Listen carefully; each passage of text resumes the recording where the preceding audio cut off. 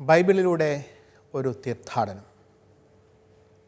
വിശുദ്ധ ഗ്രന്ഥത്തിലെ പുസ്തകങ്ങളെ ആഴത്തിൽ അറിയാനും പഠിക്കാനും നാം എവരെയും സഹായിക്കുന്ന ഈ തിരുവചന പഠന പരമ്പരയിലേക്ക് ഗുഡ്നെസ് ടിവിയുടെ മാന്യപ്രേക്ഷകരായ നിങ്ങൾക്കേവർക്കും ഹൃദയപൂർവ്വം സ്വാഗതം.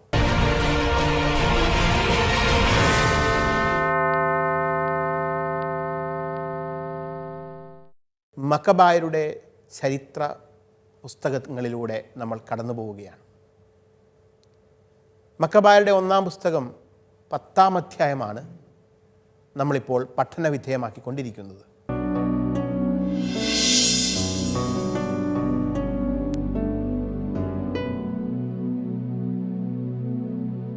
മക്കബായരുടെ ഒന്നാം പുസ്തകത്തിൻ്റെ 10-ാം അധ്യായത്തിൻ്റെ ആദ്യ ഭാഗത്ത് സെലൂക്യ രാജവംശത്തിൽ നടക്കുന്ന ഒരു അധികാര വടംവലിയുടെ കഥയാണ് നമ്മൾ കാണുന്നത്. ഇപ്പോൾ സെലൂക്യ രാജവംശം ഭരണം നടത്തുന്ന സമയം ഭരണത്തിലിരിക്കുന്നത് ദെമിത്രിയൂസ് എന്ന രാജാവാണ്. പക്ഷേ ഇതാ റോമായിലെ സെനറ്റിൻ്റെ അധികാരപത്രവും സ്വന്തമാക്കിക്കൊണ്ട് പുതിയ ഒരു രാജാവ് കൂടി കടന്നു വന്നിരിക്കുന്നു. അയാളുടെ പേര് അലക്സാണ്ടർ എപ്പിഫാനസ് എന്നാണ്. 2 രാജാക്കന്മാർ, അവർ തമ്മിൽ അധികാരം സ്ഥാപിക്കാൻ വേണ്ടി നടത്തുന്ന വടംവലികൾ, അധീശത്വത്തിനും അധികാരത്തിനും വേണ്ടിയുള്ള നയതന്ത്രങ്ങൾ. ഇതിൻ്റെ ഭാഗമായി ദെമിത്രിയൂസ് രാജാവ് ജോനാഥാനെയും മക്കബായരെയും തൻ്റെ പക്ഷത്ത് നിർത്തുന്നതിന് വേണ്ടി ഏതാനും വാഗ്ദാനങ്ങൾ അവർക്ക് നൽകിക്കൊണ്ട് ഒരു കത്ത് അയക്കുന്നു. ഈ കത്തിനെ അങ്ങേയറ്റം തന്ത്രപൂർവം ജോനാഥാൻ ഉപയോഗപ്പെടുത്തുന്നു. എന്നാൽ ഒരു മറുപടി കത്ത് നൽകുന്നില്ല. ഇതറിഞ്ഞ് അലക്സാണ്ടർ എപ്പിഫാനസ് എന്ന രാജാവ് കൂടുതൽ വാഗ്ദാനങ്ങൾ പ്രഖ്യാപിച്ചുകൊണ്ട് ജോനാഥാനെ പ്രധാന പുരോഹിതനായി നിയമിച്ചുകൊണ്ട് ആ ഉത്തരവോടുകൂടെ ഒരു കത്ത് ജോനാഥാൻ അയക്കുന്നു. ആ കത്തിനെയും ജോനാഥാൻ തന്ത്രപരമായ രീതിയിൽ ഉപയോഗപ്പെടുത്തുന്നു. പ്രധാന പുരോഹിത സ്ഥാനം ഏറ്റെടുക്കുന്നു. എന്നാൽ അതിനും ഒരു മറുപടി നൽകുന്നില്ല. അതുകൊണ്ട് ദെമിത്രിയൂസ് രാജാവ് വീണ്ടും ഒരു ശ്രമം നടത്തുകയാണ്. വീണ്ടും ഒരു കത്ത് അയച്ച് കൂടുതൽ വാഗ്ദാനങ്ങൾ നൽകിക്കൊണ്ട് ജോനാഥാനെയും മക്കബായരെയും യഹൂദരെ തൻ്റെ കൂടെ നിർത്താനായിട്ടുള്ള ശ്രമം ദെമിത്രിയൂസ് രാജാവ് നടത്തുന്നു. ആ കഥയാണ് തുടർന്നുള്ള വചനഭാഗങ്ങളിൽ നമ്മൾ വായിക്കുന്നത്. അതിനായി മക്കബായരുടെ ഒന്നാം പുസ്തകത്തിൻ്റെ 10-ാം അധ്യായം 22 മുതൽ 45 വരെയുള്ള വചനഭാഗം നമുക്കൊന്ന് വായിക്കാം. അല്പം ദൈർഘ്യമേറിയ വചനഭാഗമാണ്. അതുകൊണ്ട് തന്നെ സാധിക്കുമെങ്കിൽ നിങ്ങളും എന്നോടൊപ്പം വിശുദ്ധ ഗ്രന്ഥം ഒന്ന് കയ്യിലെടുക്കുക. എന്നിട്ട് നമുക്ക് ഒരുമിച്ച് ഇത് വായിച്ച് മുൻപോട്ട് പോകാം. മക്കബായരുടെ ഒന്നാം പുസ്തകം 10-ാം അധ്യായം 22 മുതൽ 45 വരെയുള്ള തിരുവചന ഭാഗമാണ് നമ്മളിപ്പോൾ വായിക്കാനായിട്ട് പോകുന്നത്. ഇതുകേട്ട് ദെമിത്രിയൂസ് ദുഃഖിതനായി പറഞ്ഞു, നമ്മൾ എന്തുകൊണ്ട് ഇതനുവദിച്ചു? തന്നെ പ്രബലനാക്കാൻ യഹൂദരുമായി മൈത്രി സ്ഥാപിക്കുന്നതിൽ അലക്സാണ്ടർ നമ്മെ മറികടന്നിരിക്കുന്നു. എനിക്ക് അവരുടെ സഹായം ലഭിക്കേണ്ടതിന് ബഹുമതികളും സമ്മാനങ്ങളും വാഗ്ദാനം ചെയ്തുകൊണ്ട് ഞാൻ അവർക്ക് ഹൃദ്യമായ സന്ദേശം അയക്കും. അതനുസരിച്ച് അവൻ അവർക്ക് ഇങ്ങനെ എഴുതി: യഹൂദ ജനതയ്ക്ക് ദെമിത്രിയൂസ് രാജാവിൻ്റെ അഭിവാദനങ്ങൾ. നിങ്ങൾ ഞങ്ങളോടുള്ള കരാർ പാലിക്കുന്നുവെന്നും മൈത്രീ ബന്ധം തുടരുന്നുവെന്നും ഞങ്ങളുടെ ശത്രുക്കളുമായി കൂട്ടുചേർന്നിട്ടില്ലെന്നും അറിയുന്നതിൽ ഞങ്ങൾ സന്തോഷിക്കുന്നു. മേലിലും ഞങ്ങളോട് വിശ്വസ്തരായിരിക്കുവിൻ. ഞങ്ങൾക്ക് വേണ്ടി നിങ്ങൾ ചെയ്യുന്നതിനെല്ലാം ഞങ്ങൾ നല്ല പ്രതിഫലം നൽകുന്നതാണ്. ഞാൻ നിങ്ങൾക്ക് ധാരാളം ഇളവുകൾ അനുവദിക്കുകയും സമ്മാനങ്ങൾ നൽകുകയും ചെയ്യുന്നതാണ്. ഇന്നു മുതൽ ഞാൻ നിങ്ങളെ സ്വതന്ത്രരാക്കുകയും സർവ്വ യഹൂദരെയും കപ്പത്തിലും ഉപ്പുനികുതിയിലും കിരീടനികുതിയിലും നിന്ന് ഒഴിവാക്കുകയും ചെയ്തിരിക്കുന്നു. എനിക്ക് ലഭിക്കേണ്ട ധാന്യങ്ങളുടെ 1/3 ഫലങ്ങളുടെ പകുതിയും ഇനി മുതൽ നിങ്ങളിൽ നിന്ന് ഈടാക്കുന്നതല്ല. യൂദാദേശത്തു നിന്നോ സമരിയ, ഗലീലി എന്നീ ദേശങ്ങളിൽ നിന്നോ ഇന്നു മുതൽ ഒരിക്കലും ഞാൻ അവ പിരിക്കുകയില്ല. ജെറുസലേമും പരിസരങ്ങളും ജെറുസലേമിനുള്ള ദശാംശങ്ങളും വരുമാനങ്ങളും വിശുദ്ധവും നികുതി രഹിതവുമായിരിക്കട്ടെ. ജെറുസലേമിലെ കോട്ടയിന്മേൽ എനിക്കുള്ള നിയന്ത്രണാധികാരം ഞാൻ ഉപേക്ഷിക്കുകയും പ്രധാന പുരോഹിതന് വിട്ടുകൊടുക്കുകയും ചെയ്യുന്നു. അവൻ സ്വന്തം ഇഷ്ടം പോലെ അവിടെ കാവൽ ഏർപ്പെടുത്തിക്കൊള്ളട്ടെ. യൂദാദേശത്ത് നിന്ന് ബന്ധനസ്ഥരാക്കി എൻ്റെ രാജ്യത്തെവിടെയെങ്കിലും പാർപ്പിച്ചിട്ടുള്ള എല്ലാ യഹൂദരെയും മോചനദ്രവ്യം കൂടാതെ ഞാൻ സ്വതന്ത്രരാക്കുന്നു. അവരുടെ കന്നുകാലികളുടെ പേരിലുള്ള നികുതികളും ഒഴിവാക്കാൻ രാജസേവകരോട് ഞാൻ നിഷ്കർഷിക്കുന്നു. എല്ലാ തിരുനാളുകളും സാബത്തുകളും അമാവാസികളും മറ്റു വിശേഷ ദിവസങ്ങളും തിരുനാളിന് മുൻപും പിൻപും 3 ദിവസങ്ങളും എൻ്റെ രാജ്യത്തുള്ള എല്ലാ യഹൂദർക്കും സ്വാതന്ത്ര്യപൂർവമായ ദിവസങ്ങളായിരിക്കും.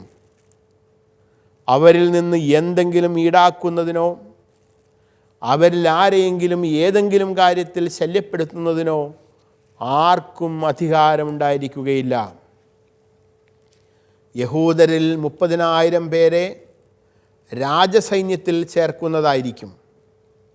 രാജകീയ സേനയ്ക്ക് അർഹമായ വേതനം അവർക്ക് നൽകും. അവരിൽ കുറേ പേർക്ക് രാജാവിൻ്റെ പ്രധാന കോട്ടകളിൽ സ്ഥാനം നൽകപ്പെടും. ചിലർക്ക് രാജ്യത്ത് വിശ്വസ്ത പദവികൾ ലഭിക്കും. അവരിൽ നിന്ന് തന്നെയായിരിക്കും അവർക്ക് അധിപന്മാരെയും നേതാക്കന്മാരെയും ലഭിക്കുക. യൂദാദേശത്ത് രാജാവ് കൽപ്പിച്ചതുപോലെ സ്വന്തം നിയമങ്ങളനുസരിച്ച് അവർക്ക് ജീവിക്കാവുന്നതാണ്. സമരിയായിൽ നിന്ന് യൂദയോട് ചേർക്കപ്പെട്ടിട്ടുള്ള 3 പ്രവിശ്യകൾ ഏക ഭരണകർത്താവിന് അധീനമായിരിക്കും. പ്രധാന പുരോഹിതനല്ലാതെ മറ്റൊരധികാരി അവർക്ക് ഉണ്ടായിരിക്കുകയില്ല. ജെറുസലേം ദേവാലയത്തിലെ ചെലവുകൾക്കായി ടോളമായീസും അതിനോട് ചേർന്ന് കിടക്കുന്ന പ്രദേശവും ഞാൻ പാരിതോഷികമായി നൽകുന്നു. സൗകര്യമുള്ള സ്ഥലങ്ങളിൽ നിന്ന് വാങ്ങിക്കാത്തക്ക വിധം രാജഭണ്ഡാരത്തിൽ നിന്ന് പ്രതിവർഷം 15,000 ഷെക്കൽ വെള്ളിയും ഞാൻ അനുവദിക്കുന്നു. സഹായധനം നൽകുന്നതിൽ ഭരണാധികാരികൾ വരുത്തിയിട്ടുള്ള എല്ലാ കുടിശ്ശികകളും ആദ്യ കൊല്ലങ്ങളിലെ പതിവനുസരിച്ച് ഇന്നു മുതൽ ദേവാലയ ശുശ്രൂഷയ്ക്കായി നൽകുന്നതാണ്.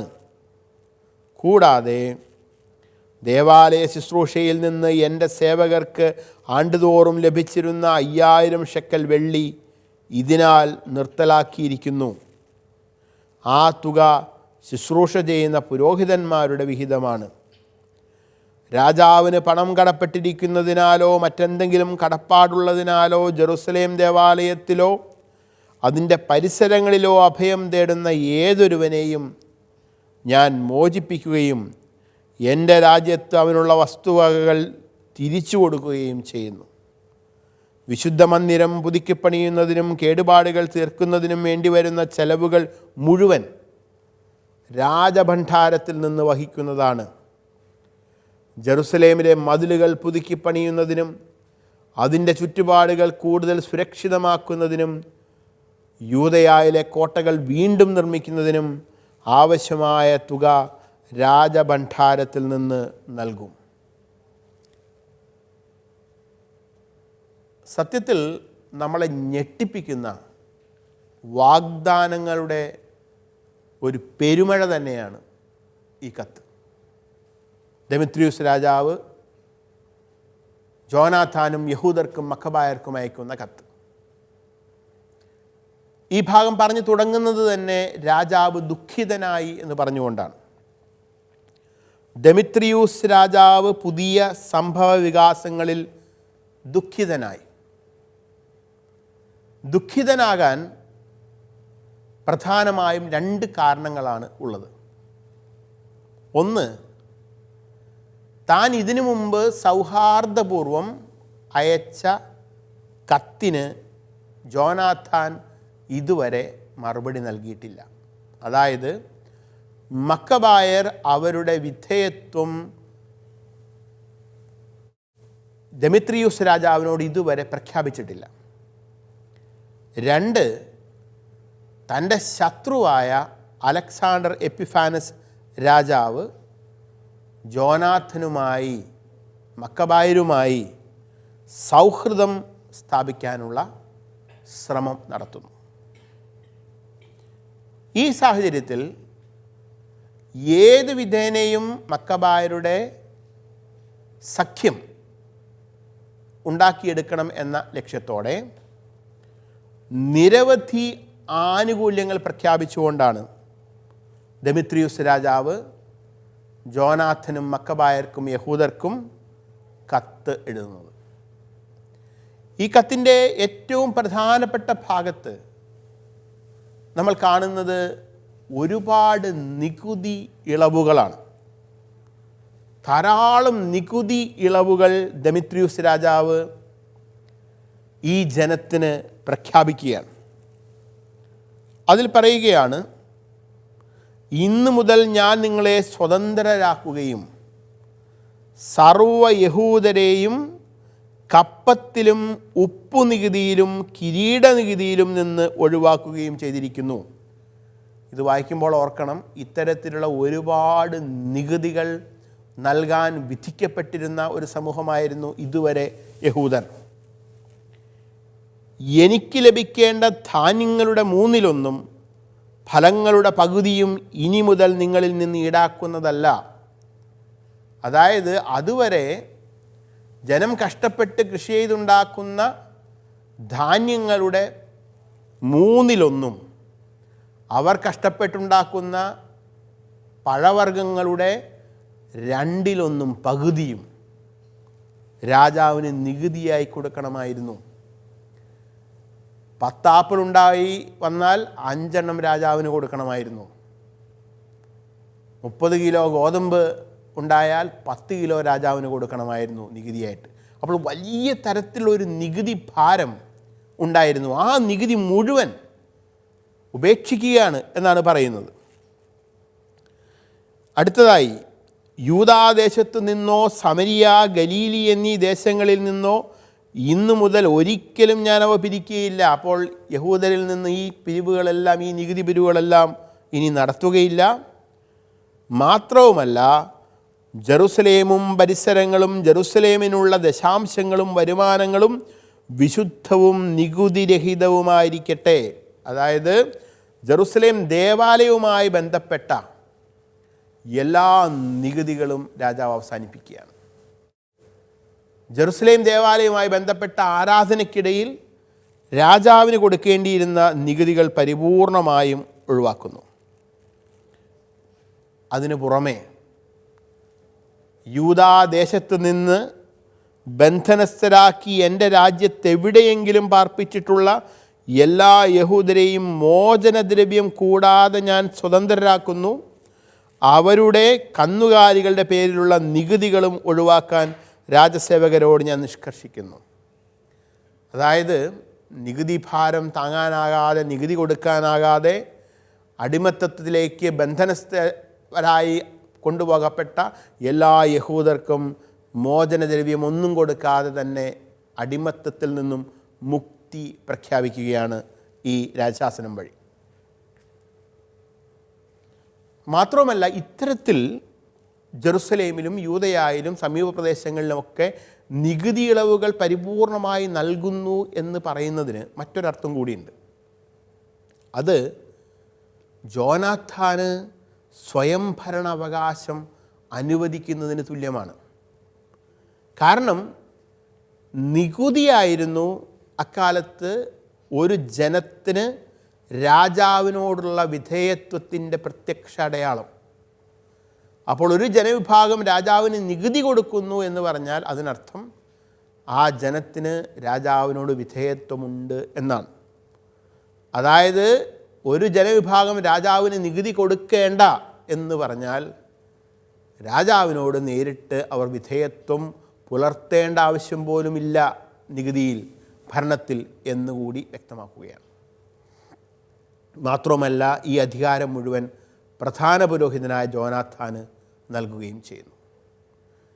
ഇതൊന്നും കൂടാതെ കൂടുതൽ വാഗ്ദാനങ്ങൾ വീണ്ടുമുണ്ട്. അതിൽ മറ്റൊന്നാണ്, ഭരണത്തിൽ പോലും യഹൂദർക്ക് പങ്കാളിത്തം നൽകുന്നു എന്നുള്ളത്. യഹൂദരിൽ 30,000 പേരെ രാജസൈന്യത്തിൽ ചേർക്കുന്നതായിരിക്കും. രാജകീയ സേനയ്ക്ക് അർഹമായ വേതനം അവർക്ക് ലഭിക്കും. അവരിൽ കുറേ പേർക്ക് രാജാവിൻ്റെ പ്രധാന കോട്ടകളിൽ സ്ഥാനം നൽകപ്പെടും. ചിലർക്ക് രാജ്യത്ത് വിശ്വസ്ത പദവികൾ ലഭിക്കും. അപ്പോൾ ജെറുസലേം ദേവാലയത്തിൻ്റെ സുരക്ഷ, ജനത്തിൻ്റെ സുസ്ഥിതി, അധികാരത്തിൽ പോലുമുള്ള അവരുടെ പങ്കാളിത്തം, ഇതെല്ലാം വ്യക്തമാക്കുന്ന ധാരാളം വാഗ്ദാനങ്ങൾ നൽകുകയാണ്. ഞാൻ നിങ്ങൾക്ക് ധാരാളം ഇളവുകൾ അനുവദിക്കുകയും സമ്മാനങ്ങൾ നൽകുകയും ചെയ്യുകയാണെന്ന് രാജാവ് പറയുന്നു. ഒരുപക്ഷെ നമ്മുടെ രാജ്യത്തൊക്കെ ഈ ഇലക്ഷൻ്റെ സമയത്ത് ഒരു ഇലക്ഷൻ പ്രഖ്യാപിച്ചു കഴിഞ്ഞാൽ അപ്പോൾ ഭരണത്തിലിരിക്കുന്ന ഭരണാധികാരികൾ ജനങ്ങൾക്കായി പ്രഖ്യാപിക്കുന്ന ഒരുപാട് ഇളവുകൾ, പാരിതോഷികങ്ങൾ, സമ്മാനങ്ങളൊക്കെ ഉണ്ട്. അതിനോട് ചേർന്ന് പോകുന്ന ഒരു കാര്യമാണിത്. ഏതാണ്ട് അതുപോലെ തന്നെയാണ്. ജെറുസലേമിലെ കോട്ടയിന്മേൽ എനിക്കുള്ള നിയന്ത്രണാധികാരം ഞാൻ ഉപേക്ഷിക്കുകയും അത് പ്രധാന പുരോഹിതന് വിട്ടുകൊടുക്കുകയും ചെയ്യുന്നു. അവൻ സ്വന്തം ഇഷ്ടം പോലെ അവിടെ കാവലേർപ്പെടുത്തിക്കൊള്ളട്ടെ എന്ന് പറയുമ്പോൾ രാജാവ് ജെറുസലേമിൻ്റെ അധികാരം പരിപൂർണമായി ജോനാഥാന് നൽകാൻ തയ്യാറാണ് എന്ന് പ്രഖ്യാപിക്കുകയാണ്.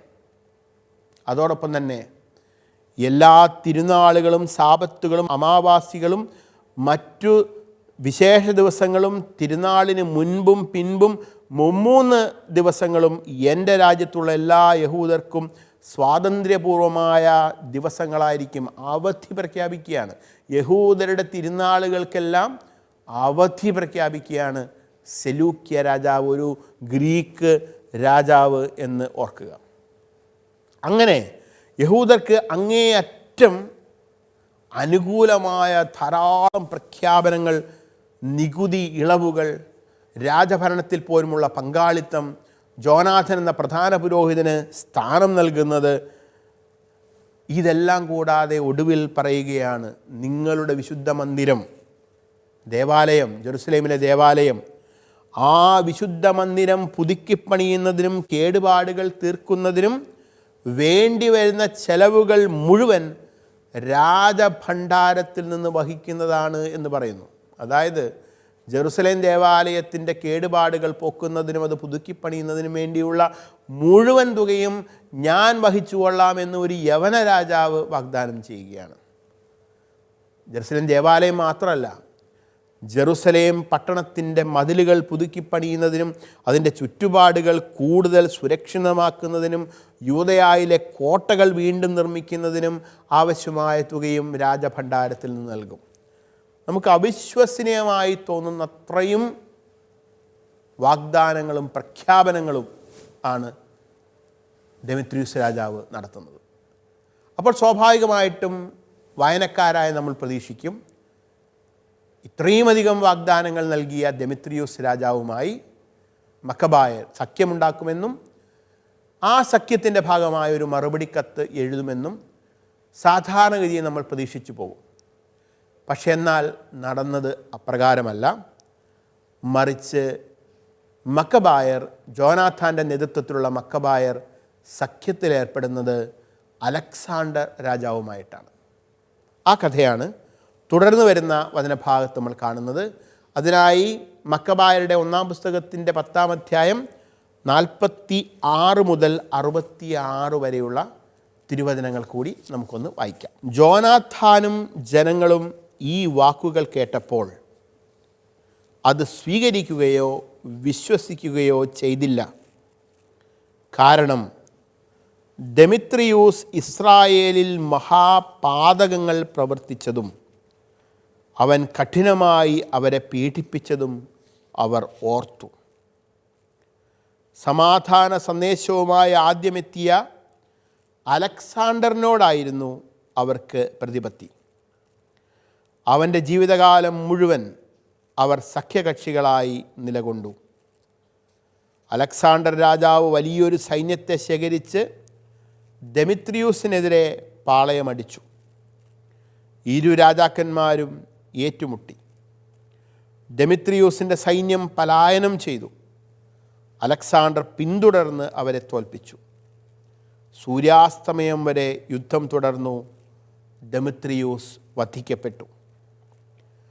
അലക്സാണ്ടർ ഈജിപ്തിലെ രാജാവായ ടോളമിക്ക് സ്ഥാനപതികൾ മുഖേന ഈ സന്ദേശം അയച്ചു: ഞാൻ എൻ്റെ രാജ്യത്തിലേക്ക് മടങ്ങി വന്ന് എൻ്റെ പിതാക്കന്മാരുടെ സിംഹാസനത്തിൽ ആരൂഢനാവുകയും ആധിപത്യം സ്ഥാപിക്കുകയും ചെയ്തിരിക്കുന്നു. ഡെമിത്രിയൂസിനെ തോൽപ്പിച്ച് രാജ്യം ഞാൻ വീണ്ടെടുത്തിരിക്കുന്നു. ഡെമിത്രിയൂസിനെയും അവൻ്റെ സേനയെയും യുദ്ധത്തിൽ തോൽപ്പിക്കുകയും ഞാൻ അവൻ്റെ സിംഹാസനം കൈവശപ്പെടുത്തുകയും ചെയ്തിരിക്കുന്നു. നമുക്ക് സൗഹൃദം സ്ഥാപിക്കാം. നിൻ്റെ മകളെ എനിക്ക് ഭാര്യയായി നൽകുക. ഞാൻ നിൻ്റെ ജാമാതാവായിരിക്കും. നിനക്കും അവൾക്കും ഞാൻ രാജോചിതമായ സമ്മാനങ്ങൾ നൽകുന്നതാണ്. ടോളമി രാജാവ് മറുപടി നൽകി: നിൻ്റെ പിതാക്കന്മാരുടെ നാട്ടിലേക്ക് മടങ്ങി വന്ന് നീ അവരുടെ സിംഹാസനത്തിൽ ഉപവിഷ്ടനായ ദിവസം സന്തോഷകരം തന്നെ. നീ എഴുതിയതുപോലെ ഞാൻ പ്രവർത്തിക്കാം. നമുക്ക് പരസ്പരം കാണുന്നതിനും നീ ആവശ്യപ്പെട്ടതനുസരിച്ച് ഞാൻ നിൻ്റെ ശ്വശ്വരനാകുന്നതിനും വേണ്ടി ടോളമായിസിൽ വന്ന് എന്നെ കാണുക. ടോളമി തൻ്റെ മകൾ ക്ലെയോപാത്രയുമൊത്ത് ഈജിപ്തിൽ നിന്ന് 162-ാം ആണ്ടിൽ ടോളമായിസിലെത്തി. അലക്സാണ്ടർ അവനെ സ്വീകരിച്ചു. ടോളമി തൻ്റെ മകൾ ക്ലെയോപാത്രയെ അലക്സാണ്ടറിന് നൽകി. ടോളമായിസിൽ വെച്ച് രാജകീയ ആഡംബരങ്ങളോടെ വിവാഹം നടന്നു. തന്നെ വന്ന് കാണാൻ ആവശ്യപ്പെട്ടുകൊണ്ട് അലക്സാണ്ടർ രാജാവ് ജോനാഥന് കത്തെഴുതി. ജോനാഥാൻ ആഡംബരത്തോടെ ടോളമായിസിലേക്ക് ചെന്നു. രാജാക്കന്മാർ 2 പേരെയും സന്ദർശിച്ചു. അവൻ അവർക്കും അവരുടെ സ്നേഹിതന്മാർക്കും പൊന്നും വെള്ളിയുമായി ധാരാളം സമ്മാനങ്ങൾ നൽകി. അവൻ അവരുടെ പ്രീതിക്ക് പാത്രമായി. ഇസ്രായേലിലെ ദ്രോഹികളും അധർമ്മികളുമായ ഒരു കൂട്ടം ആളുകൾ അവനെതിരെ ഒത്തുചേർന്നു അവനിൽ കുറ്റമാരോപിച്ചു. എന്നാൽ അലക്സാണ്ടർ രാജാവ് അത് കണക്കിലെടുത്തില്ല. ജോനാഥാൻ്റെ വസ്ത്രം മാറ്റി പകരം അവനെ ധൂമ്ര വസ്ത്രങ്ങൾ ധരിപ്പിക്കാൻ രാജാവ് ആജ്ഞാപിച്ചു. അവർ അപ്രകാരം ചെയ്തു. രാജാവ് അവനെ തനിക്കരികെ ഇരുത്തി തൻ്റെ സേവകരോട് പറഞ്ഞു: നിങ്ങൾ ജോനാഥാനുമൊത്ത് നഗരമധ്യത്തിലേക്ക് പോവുകിൻ. ആരും ഒരു കാരണവശാലും അവനിൽ കുറ്റമാരോപിക്കുകയോ അവന് ശല്യം ചെയ്യുകയോ പാടില്ലെന്ന് പ്രഖ്യാപിക്കുവിൻ. രാജവിളംബരമനുസരിച്ച് ജോനാഥാൻ ബഹുമാനിതനാകുന്നതും അവൻ രാജവസ്ത്രം അണിഞ്ഞിരിക്കുന്നതും കണ്ടപ്പോൾ അവനെതിരെ കുറ്റമാരോപിച്ചിരുന്നവർ പലായനം ചെയ്തു. ഇങ്ങനെ രാജാവ് അവനെ ബഹുമാനിച്ചു. തൻ്റെ മുഖ്യ സുഹൃത്തുക്കളിൽ ഒരാളായി അവനെ കണക്കാക്കി. അവനെ ഒരു സേനാധിപനും പ്രവിശ്യയുടെ ഭരണാധികാരിയുമായി നിയമിക്കുകയും ചെയ്തു. സമാധാനത്തോടും സന്തോഷത്തോടും കൂടെ ജോനാഥാൻ ജെറുസലേമിലേക്ക് മടങ്ങി. ദെമിത്രിയൂസ് രാജാവ് ധാരാളം വാഗ്ദാനങ്ങൾ, നികുതി ഇളവുകൾ, സാമ്പത്തിക സഹായം, സ്ഥാനമാനങ്ങൾ ഇതെല്ലാം വാഗ്ദാനം ചെയ്തെങ്കിലും മക്കബായർ, ജോനാഥൻ അത് സ്വീകരിച്ചില്ല എന്നാണ് നമ്മൾ വചനത്തിൽ കാണുന്നത്. ജോനാഥാനും ജനങ്ങളും ഈ വാക്കുകൾ കേട്ടപ്പോൾ അത് സ്വീകരിക്കുകയോ വിശ്വസിക്കുകയോ ചെയ്തില്ല. കാരണം ദെമിത്രിയൂസ് ഇസ്രായേലിൽ മഹാപാതകങ്ങൾ പ്രവർത്തിച്ചതും അവൻ കഠിനമായി അവരെ പീഡിപ്പിച്ചതും അവരോർത്തു. അതായത് മക്കബായരുടെ നേതാവ് യൂദാസ് മക്കബേയൂസിൻ്റെ കൊലയാളികളോട് സഖ്യം ചെയ്യാൻ മക്കബായർക്ക് സാധ്യമായിരുന്നില്ല. അതുകൊണ്ട് ദെമിത്രിയൂസിൻ്റെ വാഗ്ദാനങ്ങളെയെല്ലാം തൃണവൽഗണിച്ചുകൊണ്ട് അവർ അലക്സാണ്ടർ എപ്പിഫാനസ് എന്ന രാജാവുമായി സഖ്യത്തിലേക്ക് ഏർപ്പെടുന്നു. അതുമായി ബന്ധപ്പെട്ട് ഒരുപാട് ആനുകൂല്യങ്ങളും രാജകീയ പദവികളും ജോനാഥനും ഇവർക്കും ലഭിക്കുകയുമാണ്. അക്കാര്യങ്ങളെക്കുറിച്ച് കൂടുതൽ വിശദമായ അടുത്ത ക്ലാസ്സിൽ നമുക്ക് ചർച്ച ചെയ്യാം.